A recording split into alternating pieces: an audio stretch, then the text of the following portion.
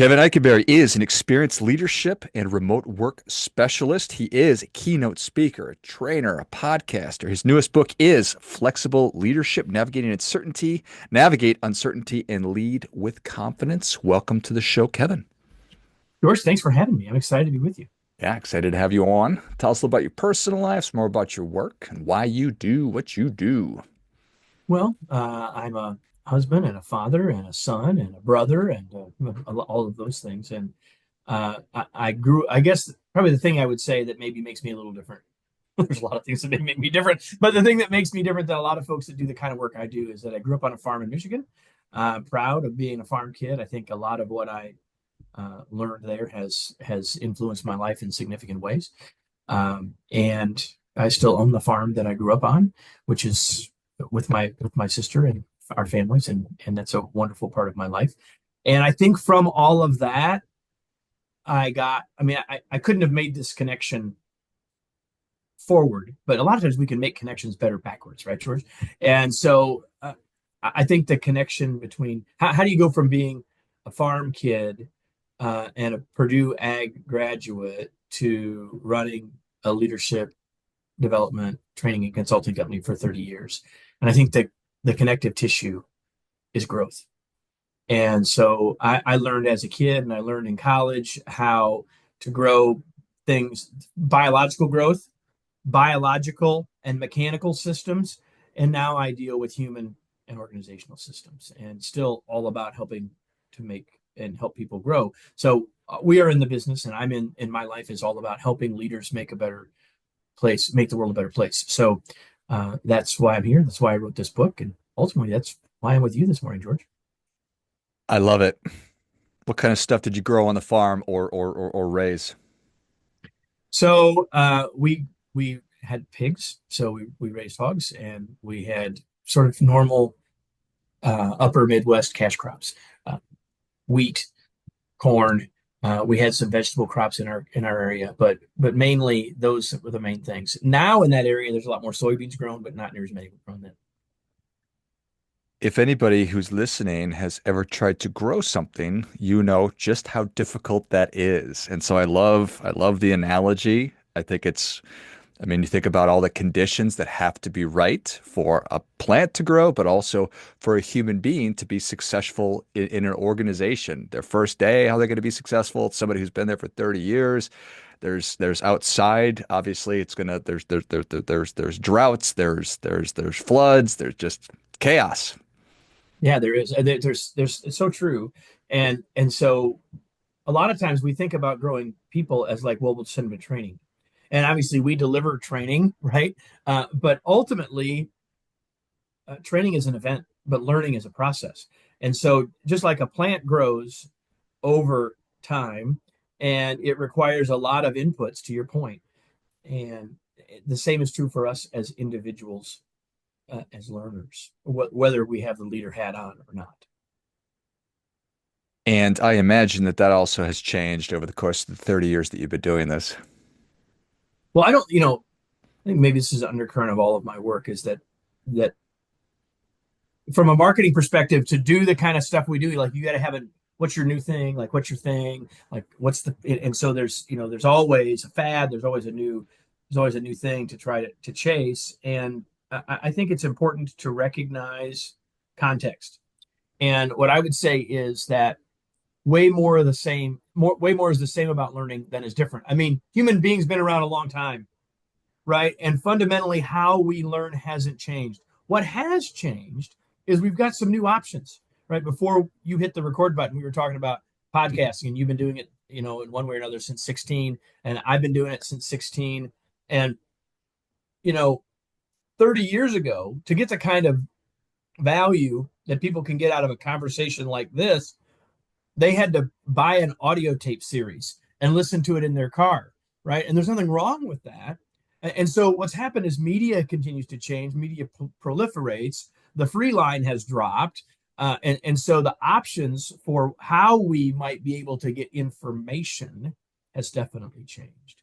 But the learning process hasn't changed. And oh, by the way, the learning we're talking about, George, ultimately isn't just knowledge, right? So like what people can get from this conversation is maybe knowledge, inspiration, etc. But you're going to have to, I'm not talking to you, George, but to the audience, you're going to have to take action on this to turn that knowledge into action. Moving from knowing to doing is ultimately what matters. And all of that about how that happens as humans, like that hasn't changed at all.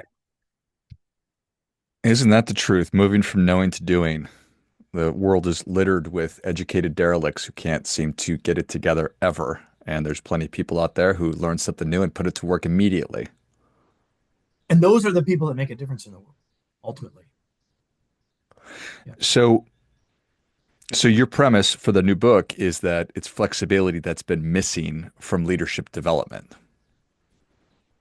Well, I sit on the shoulders of folks who came before me, but it's about 100 years, I would say, in many ways that there's been like diligent, focused, ongoing effort around leadership development, other than say the military, right, which has been thinking about what leadership looks like from a military perspective much longer than that. But fundamentally, we're talking about 100-ish years, round numbers, and I've been around in 30 of it, right? So I've got a perspective. Here's the thing: a lot of really smart people have worked really hard to create models and approaches and done research to highlight some things.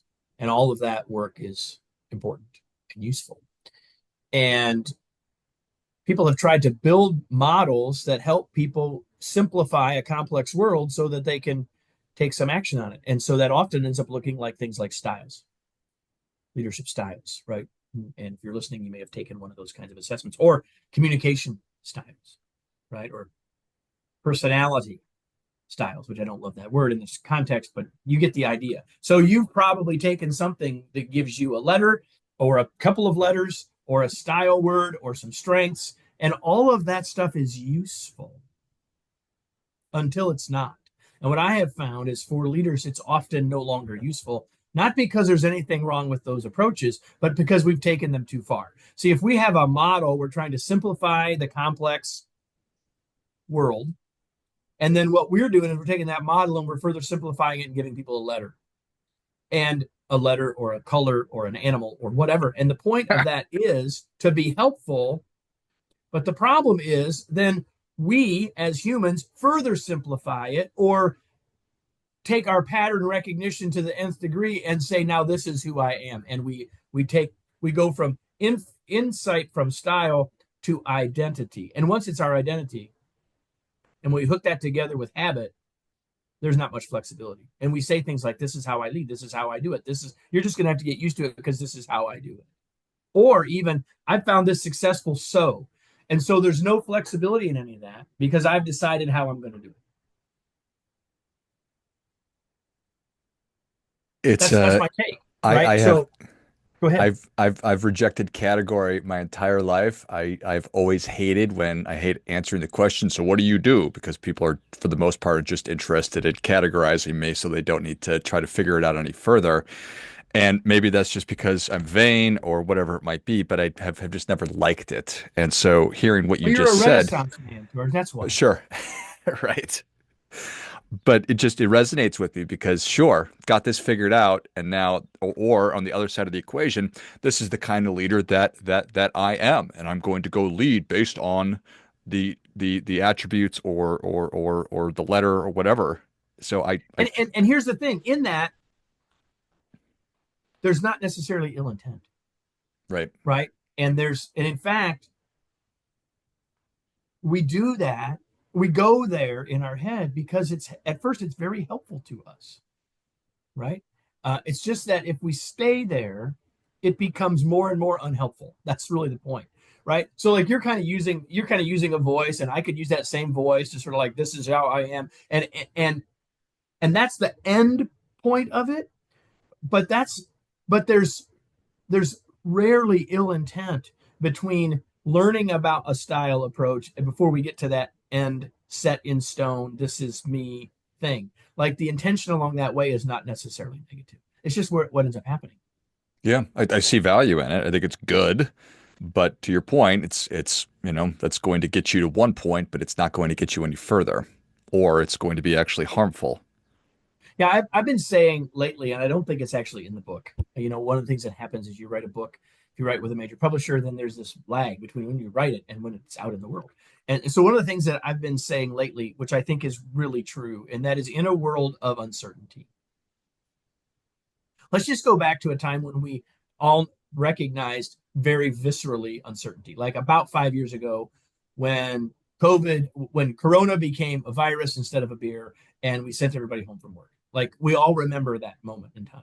If at the beginning of 2020, when you weren't thinking about a virus yet and you weren't thinking about a pandemic, if you're still leading the way you were at the beginning of 2020, do you think that the world has conspired to make you more successful? Do you think that the all of the changes and uncertainty in the world have sort of bent in the direction of your personal style? I would say the odds of that pretty darn low. Which means that we probably need to be adjusting our approach. Now, there's some things we don't need to flex, but I think the things we need to flex are critical. So, what are some of those things? Well, let's start with what doesn't flex. So let's take the metaphor of a tree. So I can look out my window here at my office and I can see a tree, but you can see one in your mind's eye right now. And here it is. Here's a tree. It's stable. It's consistent. It's not moving. It's unwavering. It's rooted. But there doesn't have to be very much of a breeze for you to know that that same tree that is all of those things is also flexible. It is pliant. It is moving in the breeze. Here's the thing: being a flexible leader doesn't mean we lose everything. It doesn't mean, like, just like a tree is rooted, we should be rooted in our principles, our purpose, our values, our goals. Those things don't need to change. But just like the tree needs to flex to maintain that stability, we need to flex our approach. We don't need to flex our why or even necessarily our what, but we have to flex our how. And so flexible leadership is about flexing how we do it based on the situation or context that we're in. And so the first big idea is that consistent or stable and flexible aren't opposites. That the world is not either or, black and white, but the world as a leader is much more about shades of gray or both and. And so the idea is that to be a flexible leader is to be both and leader, to say that there are different things that in the past I might have chosen between, and now I need to flex between. I love all that. I love all of that. I love the tree metaphor. It is perfect because certainly, tree's been around for 100 years and a big wind comes along and parts of the tree move and even some of the leaves fall off. Maybe a branch breaks off, but the tree's still there. It's still rooted. Yeah, And that these 100%. things, And it's rooted in fat part because of that ability to flex, right? It's been able to withstand the winds and the storms and the droughts, back to what we were talking about before, and all of those things. So it's not just oh, by the way, it's flexible. It's because it's flexible. And as leaders, if we want to be effective in a world of uncertainty, in a world where the right answers either don't exist or are exceedingly elusive, then we have to figure out how we can flex with our teams so that and for our teams so that we can be more effective. so when you say where the right answer doesn't exist necessarily, what is that? Can you give me an example or what that Well, means? so let's just okay. So first of all, we grew up with right answers, right? Two plus two, there's a right answer, right? Like we grew up with that, and we became leaders because we were good at the work we did before that, right? And in fact, we had some subject matter expertise, we had technical knowledge. And so somehow we feel like now we're supposed to have more of that. We're supposed to be like the super technical expert on all of the things. And so that leads us as leaders to continue to look for right answers in a world that's clear, where the cause and effect is obvious, where experience is 100% relevant, where processes rule. Then there's no problem with right answers, except that that's not our world most of the time. So let's take an example. So after COVID, we had to send, for lots of reasons, we sent people home in many jobs. We sent people home to work from home, no longer working in the office. And then the time came, well, we're going to bring people back to the office. Well, if there was a right answer, everyone would be doing it the same way.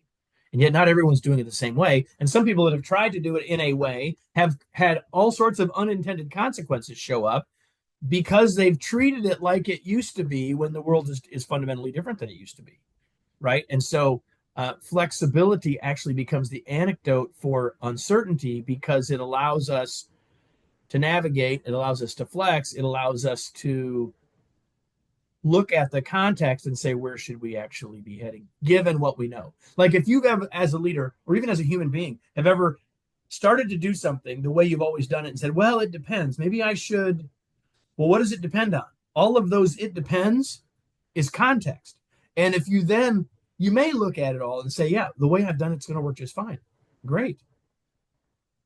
But when you look at that context, you may find there's some things I could do differently that might get me a better outcome.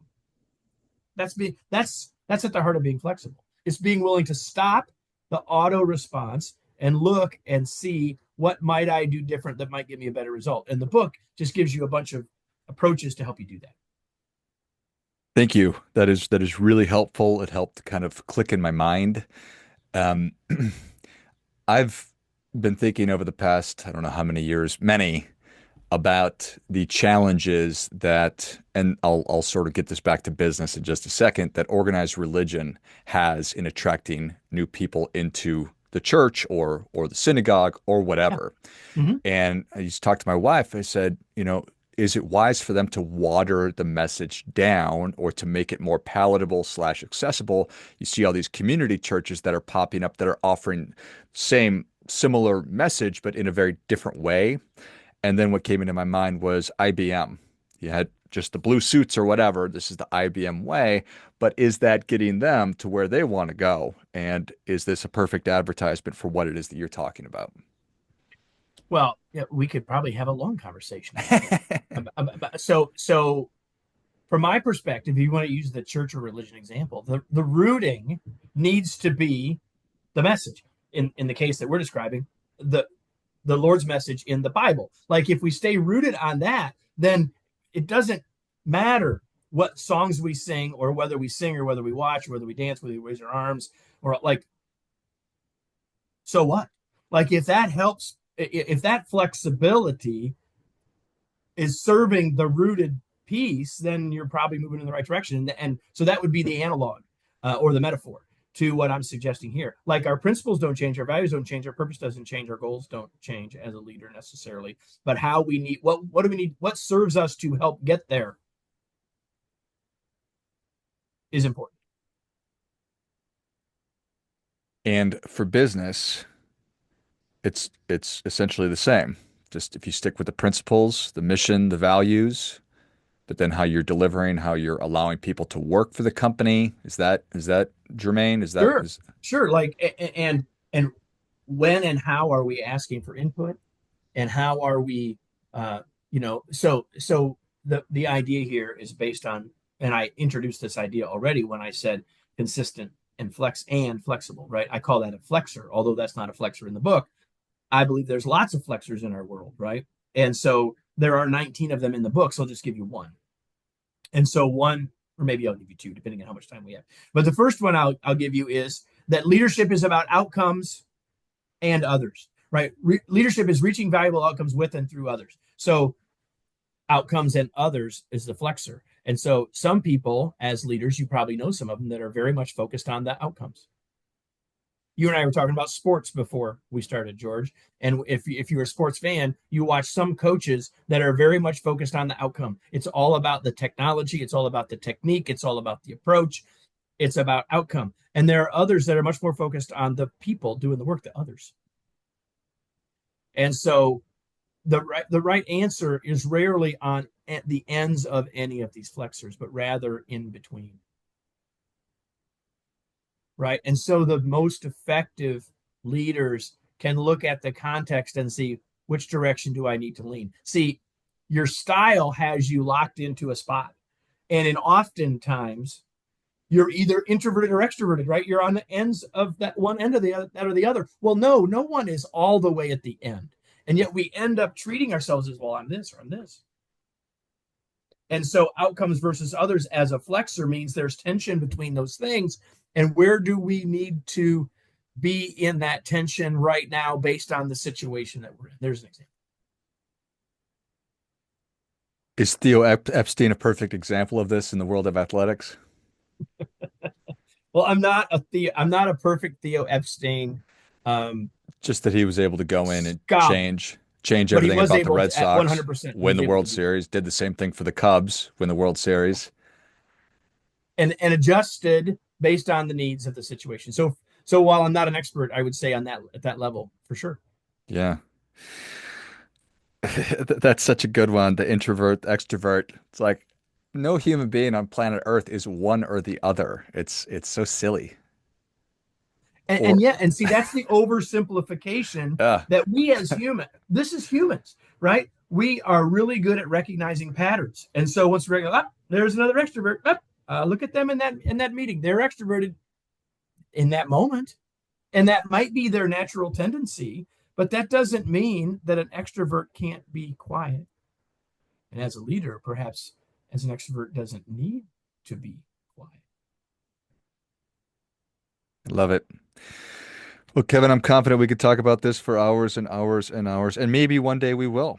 But I can even come back, you yeah, know. perfect. We will simply do that.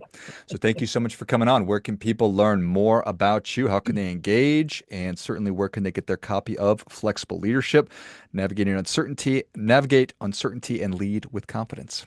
Yeah, well, you can get a copy of the book wherever fine books are sold. If you're an Amazon person, Barnes and Noble person, of course you can do that. You go to flexibleleadershipbook.com. You can get a sample chapter and you can learn some other stuff and have those same links. And if you're thinking about buying books for more than just yourself, there are some bonuses there if you're buying more copies. So flexibleleadershipbook.com. But I also have, and you can find me anywhere. Like if you can figure out, go to the show notes and figure out how to spell my name, like you can find me. Connect with me on LinkedIn, do all those sorts of things. Our main website is kevineikenberry.com. But I want to give, George, everyone here a gift for having been with us and stayed with us till the end. If you go to kevineikenberry.com/gift, I have a gift of a masterclass I created to give you full access to it. It's about building confidence in yourself and others, and it's yours for free. There's information about the book on that page too, but kevineikenberry.com/gift. It's a gift for you. Excellent. Well, if you enjoyed this as much as I did, show Kevin your appreciation. Share today's show with a friend who also appreciates good ideas. Pick up your copy of Flexible Leadership at flexibleleadershipbook.com.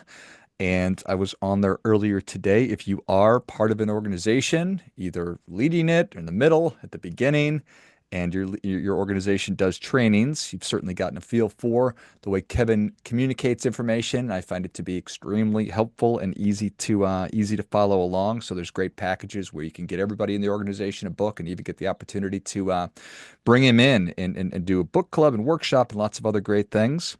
And then go to Kevin Eikenberry. It's EIKENBERRY.com/gift. Take advantage of that confidence course because certainly confidence is a superpower that we can all get better at. Thanks again, Kevin. Thanks for having me, George. Until next time, remember, do your part by doing your best.